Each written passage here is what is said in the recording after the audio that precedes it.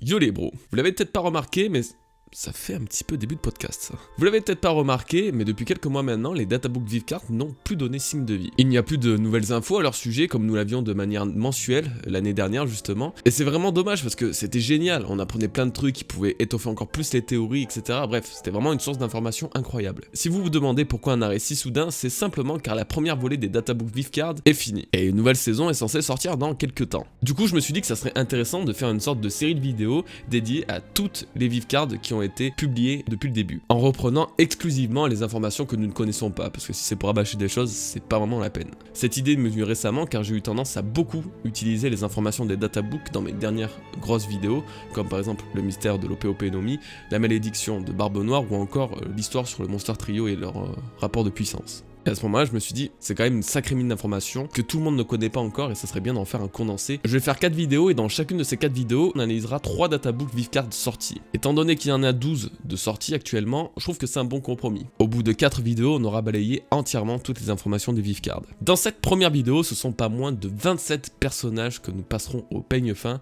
dont des personnages emblématiques comme Roger, Shanks, Riley, Luffy, Zoro, les Amiraux, Barbe Noire et j'en passe. Donc n'hésitez pas à me dire si ce concept vous plaît, si vous souhaitez encore d'autres vidéos à ce sujet, et puis on peut déjà commencer. Préparez-vous bien.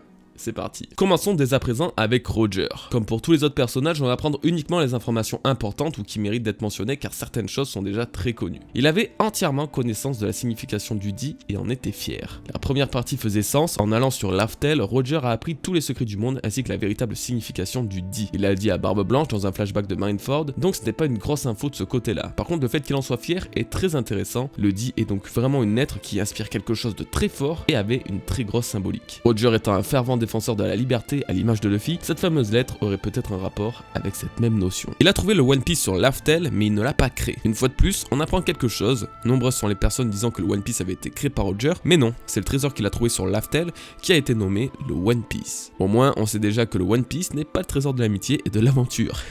Son chapeau est similaire à celui de Luffy, sans réellement être celui de Luffy. Le chapeau de paille cache donc un secret. C'est la pire info à son sujet car ça rajoute encore du mystère sur le chapeau de paille. Après le chapeau géant se maréjoise, ça fait quand même beaucoup. Luffy et Roger n'auraient donc pas le même chapeau de paille et finalement, on tombe de haut.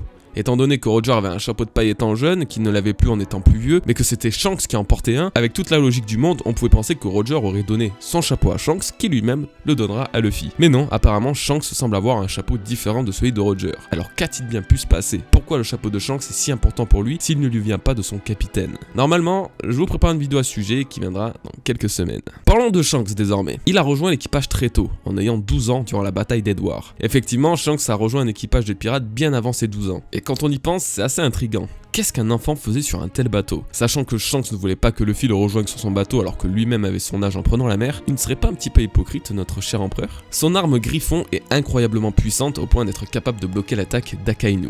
Cette info-là méritait d'être mentionnée car on parle de son arme comme si elle avait une particularité. Normalement, c'est le haki de l'armement qui aurait permis une telle chose, or l'information qu'Oda a donnée est que c'est son arme qui a permis une telle prouesse. Griffon a donc peut-être une particularité qui la démarque des autres. Par exemple, elle est incassable et ne demande pas de haki de l'armement. Elle aussi mériterait presque une vidéo à part entière. Bref, Ben Beckman, l'un des personnages les plus badass dévoilés en début d'histoire. C'est le personnage le plus intelligent et le plus fin de l'équipage du Roux. Effectivement, avant l'apparition de Vegapunk, Oda avait déclaré qu'il était le plus intelligent du manga. Je suis bien curieux de l'entendre parler à nouveau, il pourrait révéler des choses incroyables. D'ailleurs, il a une puissance physique considérable. Bon, c'est pas réellement une grosse info pour le coup, mais l'accent est une fois de plus mis sur sa force au point que sa réputation soit proche de celle de Shanks. Il s'agit sans doute du deuxième plus puissant personnage de l'équipage après Shanks lui-même. Il s'agit du vice-capitaine de l'équipage et est le premier à avoir rejoint Shanks. Leur relation est donc assez similaire avec celle de Luffy et Zoro. Comme ce que je disais plus tôt, son grade de vice-capitaine et sa force laissent penser qu'il est le membre le plus important, outre Shanks lui-même. Lucky Roux a également une partie, mais il n'y a aucune réelle nouveauté à part qu'il suit un régime, qu'il est particulièrement chaleureux et bon vivant, et aussi que c'est lui qui a acquis le Gomu Gomu no Mi à l'origine. Cette information nous confirme surtout que le Gomu Gomu no Mi n'était pas gardé par Shanks, mais simplement un butin récupéré tel un trésor, ce qui démontre de nombreuses théories, comme par exemple le fait que Shanks avait hérité de ce fruit du démon par Roger, ou même encore par Portgas Rouge, qui l'aurait possédé, etc. Bref. Non, le Gomu Gomu no Mi n'est apparemment pas si spécial que ça. Malgré tout, si Oda nous fait la même chose que le chapeau de paille, il se peut que ce fruit garde encore un secret bien enfoui. Yasop, autre membre d'équipage du Roux. Il a une renommée incroyable en tant que sniper au point que Shanks soit venu jusqu'au village de Syrup pour le recruter. Yasop devait vraiment être particulièrement bon même en étant jeune pour que Shanks se connaisse. Usopp a donc bien de qui tenir. Il n'a jamais rencontré Usopp, ce qui est important puisque dans certaines traductions il est dit que Yasop a quitté le village quand Usopp était jeune. Donc non, il a quitté le village alors que la mère d'Usopp était enceinte de lui. À la fin de l'arc d'Enies Lobby, Garp était censé parler à Usopp de son père et de sa renommée, mais Oda n'a pas pu garder cette scène à cause de la limitation de pages. Et là, quelle déception, j'aurais tellement voulu que Luffy ne soit pas le seul à avoir des révélations, ça aurait été vraiment beau que Usopp connaisse un petit peu la réputation de son père à travers le héros de la marine, ça aurait pu lui faire vraiment plaisir. Kuina, rien de très intéressant outre le fait qu'elle est bien considérée comme morte et née sur East Blue. Notant fin à beaucoup de théories sur sa réapparition sur Wano Kuni par exemple. Alors est-ce qu'Oda cache encore un truc à son sujet malgré tout ? Ça devient de moins en moins probable, mais gardons quand même ça dans un coin de notre tête. Luffy, il a également eu le droit à certaines infos, rien de transcendant, mais c'est du notable quand même. Il a toujours eu le goût à l'aventure et aux pirates avant de rencontrer Shanks. Est-il né avec l'amour de l'aventure et de la mer en tirant ça d'un de ses parents, ou est-ce simplement à cause de sa volonté et de sa destinée? Tout comme Roger, son chapeau de paille est décrit comme étant similaire à ce dernier. On revient à la même chose dite dans la Vivecard de Roger, il semble être similaire, mais non le même. Vu que j'en ai déjà parlé, passons à la suite. Il peut également entendre la voix de toute chose, comme Momonosuke avec Zunesha. C'est marrant car dans cette information, il ne précise pas que Roger, lui, peut entendre la voix de toute chose, par contre, Momonosuke, lui, est cité. Alors peut-il entendre des voix autres que celles de Zunesha comme Luffy? Telle est la question. Passons à Zoro. Sa carte indique plutôt clairement que les lames noires comme le Shusui ou le Kokuto Yoru de Mihawk sont créées par le Haki, et le Sandai Kitetsu ainsi que le Wado Ichimonji peuvent également être des lames noires. C'est hyper intéressant, mais d'un côté, ça explose la théorie que j'avais fait en 2016. Je disais bien que les lames noires étaient faites de Haki. Oui, mais je pensais qu'elles étaient noires depuis leur création et que les malédictions comme celle des Kitetsu étaient justement dues au Haki. Bref, durant l'arc de Wano Kuni, Zoro va sans doute rendre noire une ou plusieurs de ses lames. Il est le second membre de l'équipage le plus puissant après Luffy et est le vice-capitaine de l'équipage. J'en ai parlé récemment dans la vidéo sur le Monster Trio, oui, Zoro est le second membre le plus puissant après Luffy. Ensuite, il y a plusieurs petites infos sur les autres Mugiwara qu'on connaît généralement toutes, sauf 4 d'entre elles. Robin, ses capacités à lire les poneglyphes intéressent les révolutionnaires au point qu'elle soit nommée la lumière de la révolution. Les révolutionnaires auraient donc en possession des poneglyphes et auraient besoin des talents de Robin pour les déchiffrer. Peut-être qu'ils souhaitent trouver la véritable histoire pour la dévoiler au monde dans le but d'une révolution générale contre le gouvernement. Peut-être même que Dragon cache le dernier autre poneglyphe, et ça serait assez surprenant pour le coup. En tout cas, l'histoire de la lumière me rappelle un certain discours d'un certain Gorosei face à une certaine hymne. Franky, il a recréé de nombreuses inventions de Vegapunk durant l'ellipse au point de pouvoir répliquer les lasers des pacifistas. J'ai vraiment hâte de le voir interagir avec Vegapunk car il semble que le génie de Franky puisse presque arriver à la cheville du plus grand savant mondial. Brook, il peut manifester les enfers en gelant ses ennemis grâce à son fruit du démon. Aucune idée si on peut parler d'éveil de fruit du démon à ce stade, mais il a l'air d'exploiter incroyablement bien ses pouvoirs pour que ça ne se limite plus qu'à de la simple réincarnation. Nami, elle et Nojiko ont été retrouvés dans le royaume de Oikot, qui est le verlan de Tokyo, à East Blue. On ne sait pas encore s'il s'agit de son île natale ou non, mais c'est un petit détail non négligeable concernant un Mugiwara qui reste très mystérieux. Ok, maintenant qu'on a fini avec le Mugiwara, parlons de très grosses pointures. Mihawk, le plus grand épéiste du monde, a lui aussi droit à sa Vivecard. Il est devenu connu avant le début de la grande ère des pirates. Il s'est entraîné sans relâche pendant des années et des années en se battant contre des adversaires toujours plus puissants au point de ne plus avoir de challenger contre qui se mesurer aujourd'hui. Il a voulu devenir Chichibukai pour voyager librement après la mort de Roger. S'il prend la mer, c'est pour le fun étant donné qu'il n'a pas d'équipage. Il attend le jour où un épéiste pourra dépasser son rival Shanks. Je pense que c'est surtout un rival qui pourrait être à sa hauteur comme l'était Shanks à l'époque, et non pas littéralement quelqu'un qui dépasse le niveau de Shanks lui-même. Riley, le bro de Roger, a aussi quelques informations assez cool à révéler. C'est en voyant jusqu'où Luffy pouvait aller pour son frère qu'il a décidé de l'entraîner, comme s'il avait vu en lui l'élu que Roger attendait avec la détermination nécessaire pour relever les plus grands défis que le monde lui imposera. Même à son âge, son pouvoir est immense, et son acquis d'armement est si fort qu'il est parvenu à bloquer l'attaque de Kizaru. C'est pas anodin, nous savons qu'avec le temps, les personnages perdent en puissance. Barbe Blanche par exemple n'était plus aussi puissant qu'à l'époque, mais Riley, malgré les ravages du temps, a quand même bien entretenu sa forme. D'ailleurs, il est en couple avec Shaki,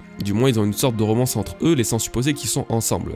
Cette même Shaki était une très grande pirate il y a de ça 40 ans. Maintenant, ce sont les supernovas qui ont le droit à une mise en avant, notamment Bonnie. Elle a un lien avec Kuma, expliquant pourquoi elle a infiltré Marie-Joie et veut prendre sa revanche contre certaines personnes. Le background de Bonnie a l'air d'être particulièrement mystérieux et on ne sait pas encore contre qui elle veut prendre sa revanche. Cependant, il est aussi mentionné qu'elle a un passé avec le gouvernement mondial. Peut-être que son pouvoir de rajeunir a été recherché par certains membres du gouvernement et donc les personnes qui lui sont chères ont été torturées, emprisonnées, que sais-je encore. Et Kuma, en tant que révolutionnaire, l'aurait peut-être libéré. Les informations indiquent qu'en tant que vieille femme, Bonnie ressemble incroyablement à la fameuse reine Connie. Et là c'est intriguant car ça laisserait sous-entendre que ce n'est pas elle. Pourtant dans le chapitre de la rêverie on pensait qu'en réalité Bonnie était une vieille reine de ce royaume. Finalement elle pourrait seulement être de sa famille ou une sorte de sosie. Elle a réussi à s'échapper du quartier général de la marine quand Akainu l'a capturée, mais sans ses Nakama, expliquant ainsi pourquoi chaque fois qu'on la voit dans le Nouveau Monde, elle est toute seule. En tout cas elle est très agile pour avoir réussi à échapper aux forces de la marine et à la capture d'Akainu.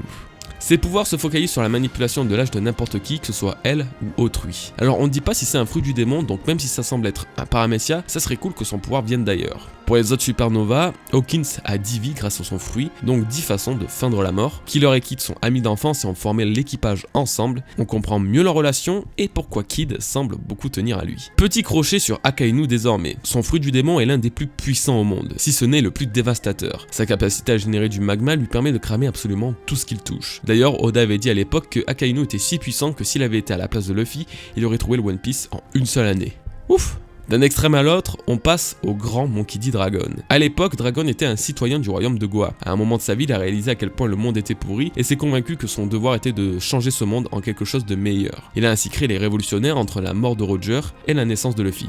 Donc entre 24 et 19 ans plus tôt. Son objectif principal est la paix, et simplement la paix. Il ne tire aucun plaisir de la guerre et de ses victoires. Par contre, son passé cacherait un secret. Cependant, même si ses subordonnés apprennent la vérité, il est convaincu qu'ils continueront à le suivre sans l'ombre de doute. Un passé qui pourrait choquer ses subordonnés. Et si justement, Dragon était réellement un noble avant à l'image de Sabo. Et s'il était une grande famille du royaume de Goa. Bref, il a donc quand même un passé qui pourrait être embêtant vis-à-vis de son statut de révolutionnaire. Le nom de son bateau, sans doute celui visible sur la côte du royaume de Goa, est le Viento Granma. Viento signifie vent et Granma est le bateau utilisé par Fidel Castro pour la révolution cubaine. Le vent est une notion qui est ici propre à ce qu'on a pu voir avec les pouvoirs de Dragon. Oda continue de nous faire penser que Dragon détient ce pouvoir élémentaire. Les théories sur son logo du vent se confirmeraient-elles? Passons à Barbe Noire. Son bateau se nomme le Sabre de Chebek. Ça, vous devez sans doute le savoir désormais. Cela fait encore plus de bruit quand le prénom du capitaine des Rocks était justement Chebek. Concernant son équipage, Shiryu est le capitaine de la seconde flotte de Teach, et même s'ils sont égaux, il a une véritable peur de Magellan, marquant encore plus la suprématie de l'ancien directeur d'Impel Down.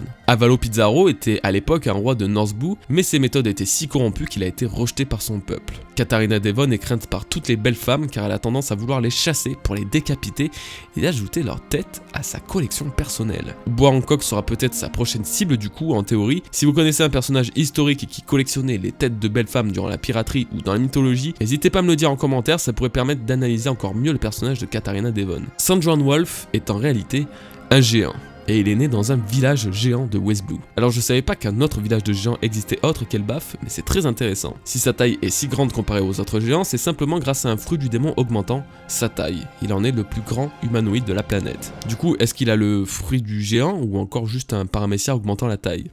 Telle est la question. Étant donné qu'il y a le fruit d'humain, le fruit de Bouddha, peut-être qu'il existe même le fruit du géant, et donc un géant aurait mangé le fruit du géant, et c'est QFD. Vasco Shot va finalement venir clore cette vidéo, car sa carte indique qu'il est incroyablement dangereux. Les informations insistent bien sur ce sujet. Cela nous laisse sous-entendre qu'on sous-estimait peut-être beaucoup trop la puissance de l'équipage de Barbe Noire. C'est peut-être pas une information primordiale, mais ça aidera certains qui ont du mal à estimer la dangerosité de ces personnages. Malheureusement, on ne connaît pas encore leur histoire. Bon, et bien voilà les bros, cette vidéo touche à sa fin. Ce fut relativement long, mais au total, on a dû analyser pas loin de 50 informations, si ce n'est plus. Je pense que ça aura aidé certains d'entre vous à se rappeler d'informations importantes, de découvrir de nouvelles choses, ou tout simplement de passer un moment posé en ma compagnie. Si cette vidéo vous a plu et que vous voulez que j'en fasse d'autres, n'hésitez pas à me le dire en commentaire une fois de plus, et je m'occuperai de vous donner les informations de 3 autres databooks Vivecard. En attendant, je vous souhaite une bonne journée ou une bonne soirée les amis, et je vous dis à bientôt pour une nouvelle vidéo. Peace.